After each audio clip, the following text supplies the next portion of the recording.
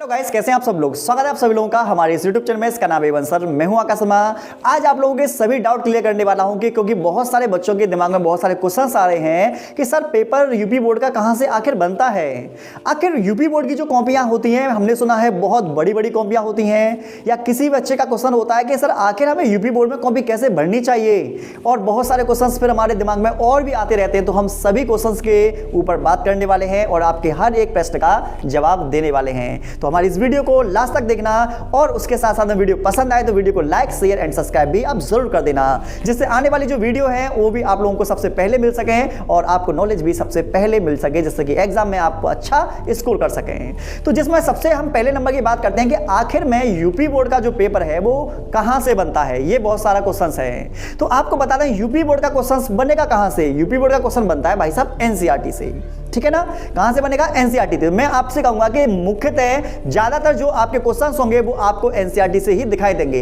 तो आखिर में अगर बाय चांस किसी के पास समय बहुत कम है, अगर वो चाहता है कि एग्जाम में किस तरीके से तैयारी करें, तो आपको लोगों को बता दें, आप मान लीजिए मास्टरमाइंड खरीद लाइए, और तुम्हें उसमें क्या काम करना है कि उसमें तुम्हें दिखाई देंगे 2017 के बाद के क्वेश्चन। 2017 के बाद के क्वेश्चन जो आपको दिखाई देंगे वो सबसे ज्यादा इंपोर्टेंट है। प्लस अगर किसी प्रश्न में NCERT exercise, NCERT exemplar, Intex इस तरीके से कुछ दिखाई देते हैं आप लोगों को, तो समझ जाइए वो प्रश्न आपके यूपी बोर्ड में 101% आने वाले हैं। तो आपको ये वाली बात समझ में आ गई कि ये पेपर कहां से बनता है और आपको तैयारी कैसे करनी है। दूसरे नंबर का है कि क्या 2023 में पेपर होगा भी या नहीं होगा। तो आपको बता दें पूरी तैयारियां हो चुकी हैं, डेट आपकी आ चुकी है, टाइम टेबल आपका आ चुका है। तो आपके 2023 में 16 फरवरी से आप लोगों के एग्जाम आना स्टार्ट हो चुके हैं। तो आप लोग क्या काम करेंगे, आपके पास सिर्फ 1 महीने का समय है, पूरी अच्छी तरीके से फुल फोकस के साथ अपनी पढ़ाई को कीजिए, पढ़ाई में लग जाइए, क्योंकि कोरोना का जो समय है वो आए ना आए, मतलब कि वो भूल जाइए दिमाग से कि मतलब कोरोना की वजह से ये हो सकता है, पोस्टपोन हो सकता है। अब कुछ भी नहीं है, 101% आप लोगों के जो पेपर हैं वो 101% होंगे ही होंगे। तो माइंड में ये निकाल दीजिए कि पेपर इस बार नहीं होंगे, पेपर होगा और उसकी तैयारी आप लोगों को करनी होगी। चलिए, ये वाली बात समझ में आई। अगले नंबर का क्वेश्चन है कि सर यूपी बोर्ड की जो कॉपी है, क्या हमने सुना है बहुत बड़ी आती है क्या। तो हम कहेंगे चाहे बड़ी आए चाहे छोटी आए, इस बात का तुम्हारे ऊपर क्या प्रभाव है, हमें आपको ये बता दीजिए। अगर मान लीजिए कोई प्रश्न है, प्रश्न आपके सामने कुछ इस तरीके का है, मैं बोल रहा हूं कि निम्न में से कौन सा रोग जीवाणु द्वारा होता है, ठीक है ना। कितनी भी बड़ी कॉपी हो, पेपर में आपको ये दिखाई देगा। आपको क्या काम करना है, क्वेश्चंस लिखना, चाहे क्वेश्चंस लिख दो और डायरेक्ट उसके आंसर, उसके नीचे आप आंसर लिख दो। आंसर लिख दो, जैसे मैं ऑप्शन बोल देता हूं, रेबीज, खसरा, एड्स और टीबी, मैंने ऑप्शन दे दिए। तो तुम्हें क्या काम करना है, उसमें आंसर लिख देना है कि इसमें टीबी आएगा, बात खत्म। अब कॉपी कितनी भी बड़ी हो, इस बात से हमें क्या फर्क पड़ता है, इस बात से तुम्हें कोई मतलब ही नहीं चाहिए। जितने नंबर का प्रश्न है उसके आधार पर आपको उतना उसमें आंसर लिख देना है। लेकिन एक चीज का बेसिस का ध्यान देना कॉपी लिखते समय कि आपको क्या काम करना है, ओवर राइटिंग नहीं मारनी, कॉपी में इमोजी वगैरह नहीं बनाने, कॉपी में अपनी लव स्टोरी या सॉन्ग वगैरह आप लोगों को नहीं लिखने।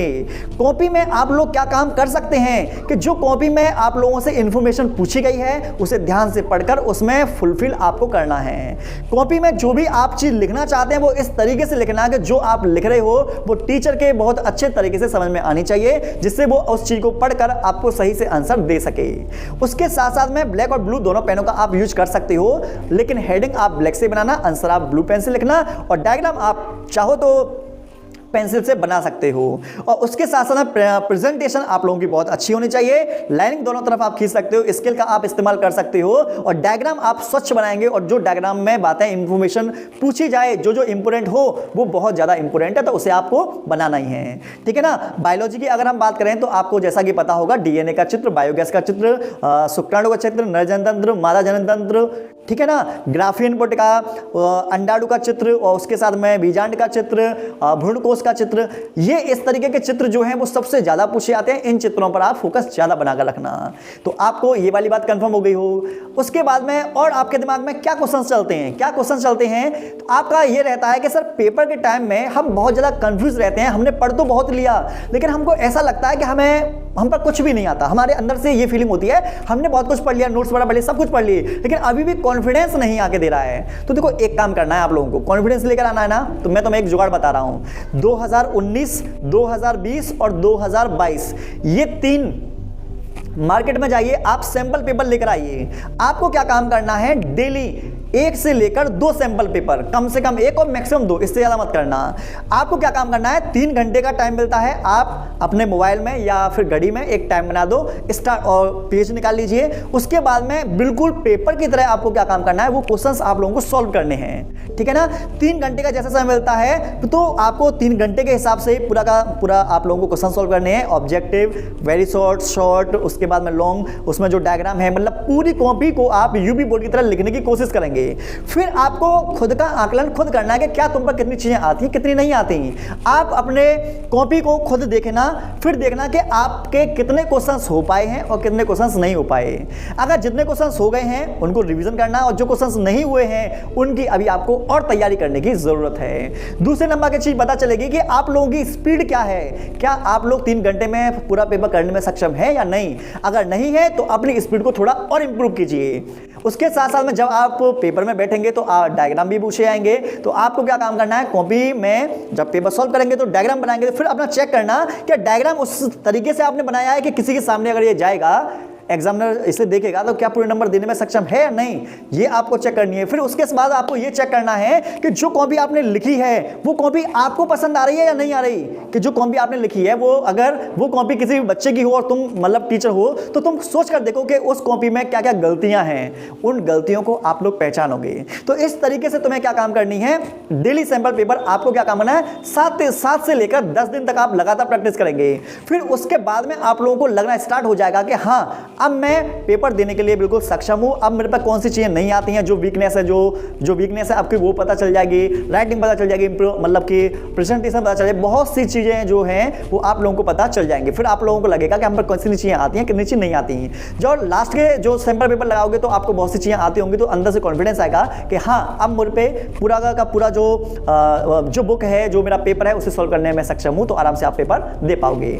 आपके मन में और क्या डाउट आ सकता है इस समय, बताओ और क्या डाउट आ सकता है कि सर अंदर से डर सा रहता है प्रैक्टिकल फाइल्स को लेकर या फिर वाइवा को लेकर, मतलब इसमें क्या प्रॉब्लम है। तो आप लोगों को बता दो, देखो प्रैक्टिकल फाइल के लिए मैं ज़्यादा सजेस्ट करता हूं कि आपको क्या काम करना है, जो प्रैक्टिकल आपके लिए दे रखे हैं, आप क्या काम करोगे उन प्रैक्टिकल के नाम, उसमें क्या क्या इन्फॉर्मेशन है एक बार पढ़ लीजिए, ठीक है। और उसके बाद में अगर कोई आपका छोटा भाई वगैरह है या बहन वगैरह है या दोस्त वगैरह है तो आप उन्हें दे सकते हैं, वो आपको लिख कर दे देंगे, क्योंकि इसमें सिर्फ लिखना ही लिखना है। उसके बाद में जब कॉपी तुम उसको टीचर्स को देखोगे, 1-2 पेज देखेंगे, उसके बाद वो साइड में डाल देंगे। आपको बता दें, प्रैक्टिकल फाइल में आप लोगों को 25 से लेकर 28 और 30 नंबर आराम से मिल जाएंगे। आप लोगों को बहुत ज़्यादा टेंशन नहीं लेनी।